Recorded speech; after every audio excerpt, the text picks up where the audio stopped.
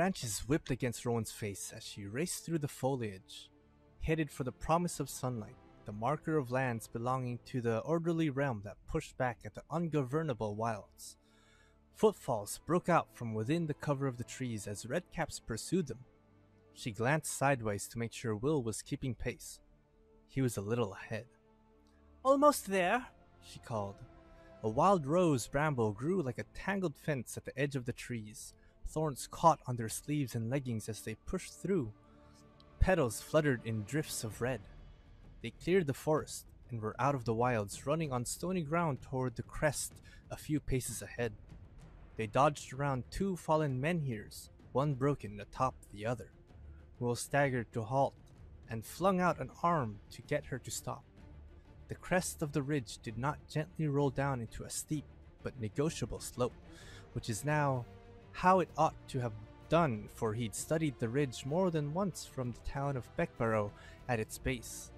Instead, a promontory, like the blunt prow of a ship, ended in a cliff face with no way down except plunging to a messy death on rocks far below. "This can't be right. Where—" Rowan broke off as the hoots and chittering of redcaps grew louder. Will muttered on oath under his breath. Together they turned.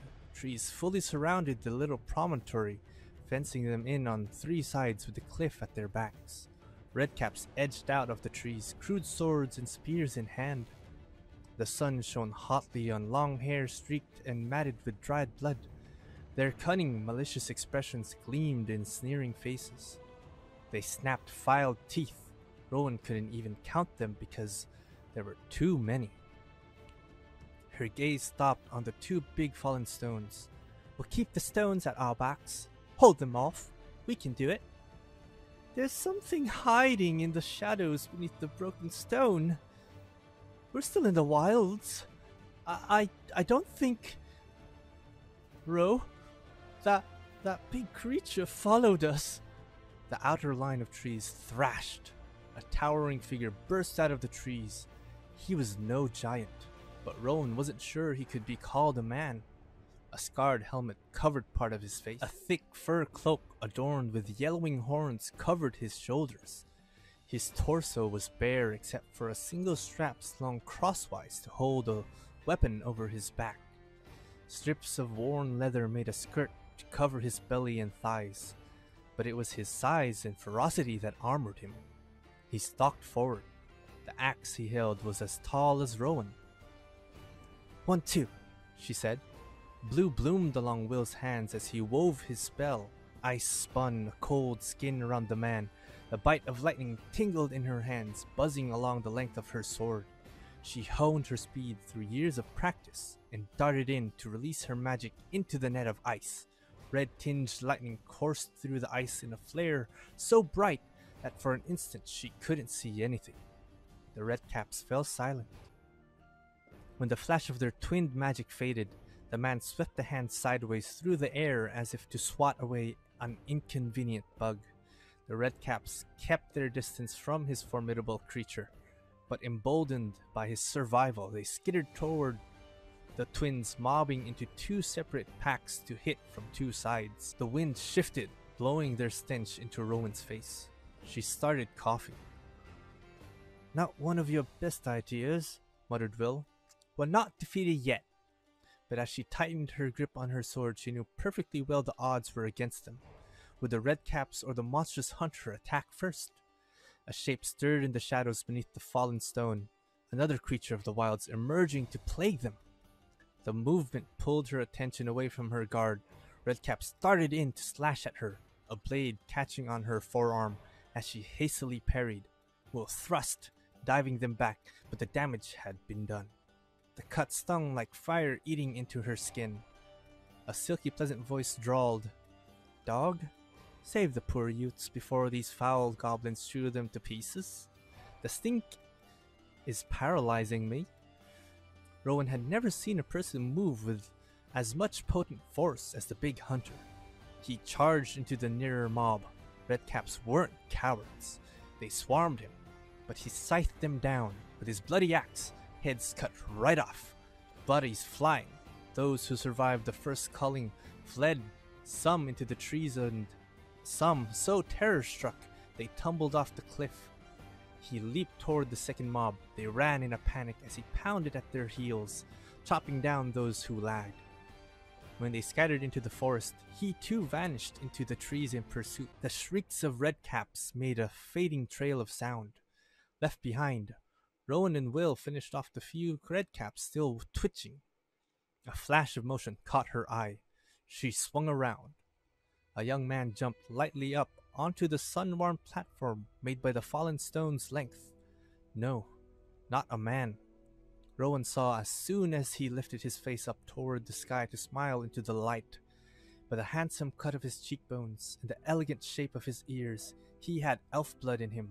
Strangely, although his skin was as pale as her father's, his left arm was blue, as if it had been dipped in woad. What she at first took for a blue mask across his eyes was more of that same warm blue tone. He turned his sky-welcoming smile onto Rowan and Will. Well met, my friends. I apologize for the intrusion. I hope my colleague's presence did not startle or discomfort you. We were on the trail of these detestable creatures when they caught what I now realize was your scent. He bowed, waited a moment as if acknowledging they were both too thunderstruck to reply, and then said, I am called Oko. At your service, my friends. You must be from Locktwine, Rowan blurted out as she stared at the unexpected figure that was evidently not a ghostly apparition, but flesh and bone. Will elbowed her hard in the ribs. I'm Will. This is my sister Rowan. You saved our lives, Oko. You and your companion have our most heartfelt thanks. We are in your debt. I suppose you are. Oko hopped down from the stone and paced up to them, looking them over with an inquisitive gaze that made Rowan flush self-consciously. He tapped his lips with a finger, humming slightly under his breath as he stared into her eyes. His were dark, pensive, even a little melancholy. You two look familiar, but I can't quite place you. You must have seen us at the castle, she said, not wanting him to feel uncomfortable, not after he had so nobly saved their lives. Perchance you are on a quest of your own, seeking the cauldron of eternity. Although, in that case, I don't know why you would stop at Castle Ardenvale, unless to join the grand procession. But I don't remember seeing you in the forecourt. I'm sure I would have remembered seeing you there. Will stepped on her foot. He said in the polite tone he used when speaking to people he was trying to get rid of. We were out scouting, and need to return to the grand procession. We'd best be on our way before the day comes to an end. People will be wondering where we were.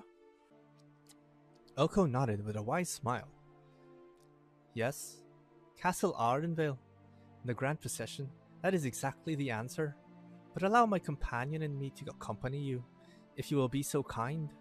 The creatures may run now, but I sense they will lick their wounds and gnash up their courage soon enough. You are only two. We four together should have no trouble. He raised a hand to indicate the forest's edge.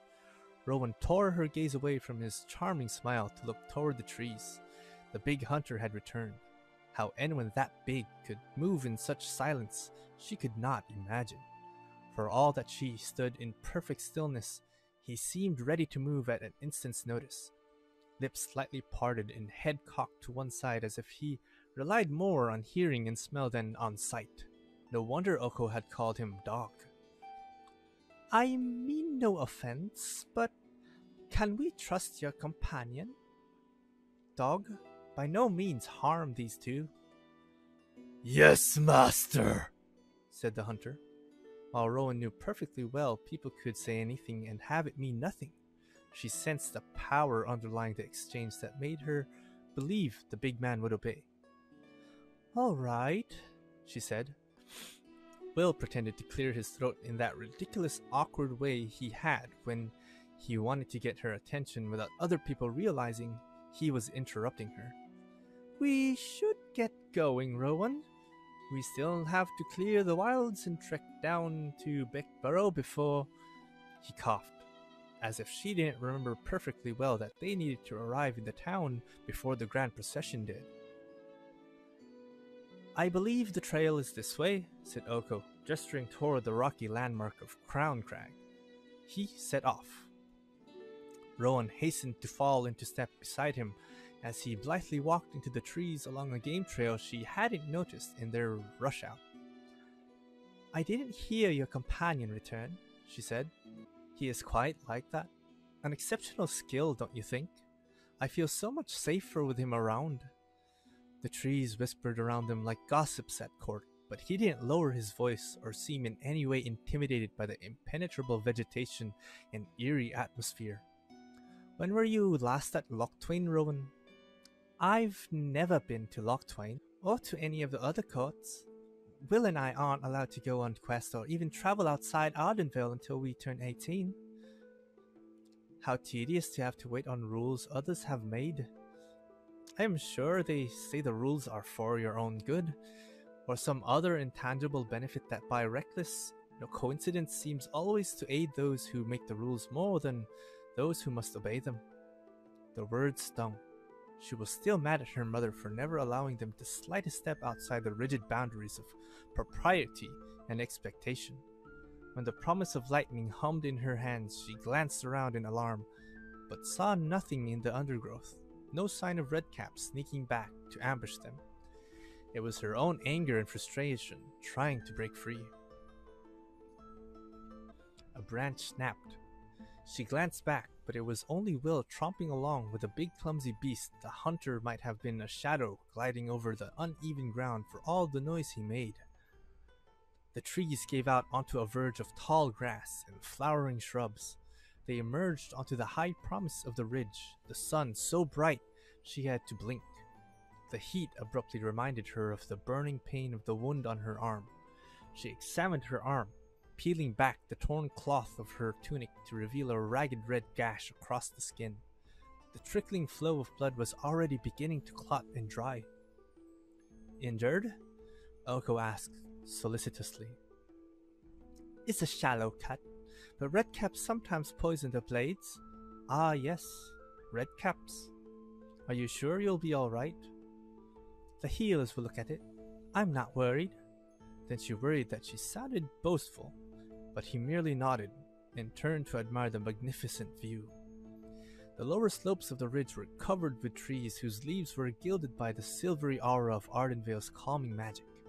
The great vale rolled out to the horizon. Peaceful hamlets and villages lay scattered amid ponds and streams and orchards and tiny fields. Off to the right, the wide expanse of glass tarn shone under the afternoon sun. Wind blew scallops of waves atop its glistening surface. The angle of light made it impossible to see the main road from here, but the procession would be getting close to Beckborough's stout walls. From up here, she could see how a sprawl of new settlement had been built up outside the town's battlements over the years of the High King's reign. The tourney field, also outside the old walls, sat empty, which meant the procession hadn't yet arrived to set up camp. A well-marked switchback path headed down into the tranquil woods. She started down, Oko beside her. Tell me about Loch Twain, she said. What do you want to know about Loch Twain? Don't be shy. I sense there's something you want to say but aren't sure you should say. Let me assure you, I'm a merry sort of fellow, and take no offense. It's just that Loch Twain... She licked her lips and glanced back. Will was lagging behind. Even so, if he overheard, he'd have to rudely shout to poke his nose in, and Will hated being rude. Of course, I've met Queen Ayara when Father calls a council meeting of the court rulers, but usually we don't see many elves here in the realm. It makes sense there would be more of you at Loch Twain. He raised an eyebrow. I mean to say, not just living in the wilds. I'm not saying the elves are our enemy. She trailed off as heat flooded her cheeks, wishing as she often did that she had her mother's black complexion, or even Hazel and Eric's browner skin tone, since her own produced such easily seen and embarrassing blotches when she flushed. I'm making a hash of this, aren't I? My apologies. Not at all. I think we should all mean what we say and say what we think. Do you really? He laughed charmingly. That would put the cat among the pigeons, would it not? Who did you say your father is? She bit her lower lip. Am I not to ask? Have I trodden on forbidden ground? Again, she glanced back at Will, but this time to make sure he was still in sight, that he wasn't being lured away her, that this wasn't some kind of convoluted trap. He tramped along in plain sight a few steps ahead of the hunter. Noticing her glance, he gave an upward twitch of the chin, their signal for watch yourself. Watch yourself? What did he think she was about to do wrong now? I beg your pardon, Oko went on. Let us not discuss the mysterious father. If mention of him troubles you, the subject of my sire and dam is a book I rarely open. Let me assure you, there's nothing strange in preferring to speak of your own concerns and not drag the entrails of clan business out for all to see. Tell me more about the Redcaps. Are there always so many around? Oh no. The recent attacks around here are unusual. How many bands of Redcaps can possibly be roaming this close to Castle Ardenvale when we have so many knights and so much protective magic? And why are they back after they were driven away from the village 2 days ago? We met an Archon too. Did you know? An Archon? It was lurking at the edge of the trees, all ghostly like a cloud. Do you suppose it lured the Redcaps to dispatch us? Do the denizens of the wilds work in concert? Or was this encounter just a terrible coincidence brought about the malign and lethal nature of the wilds? Fine questions, Oko replied enthusiastically. What answers do you propose, Rowan?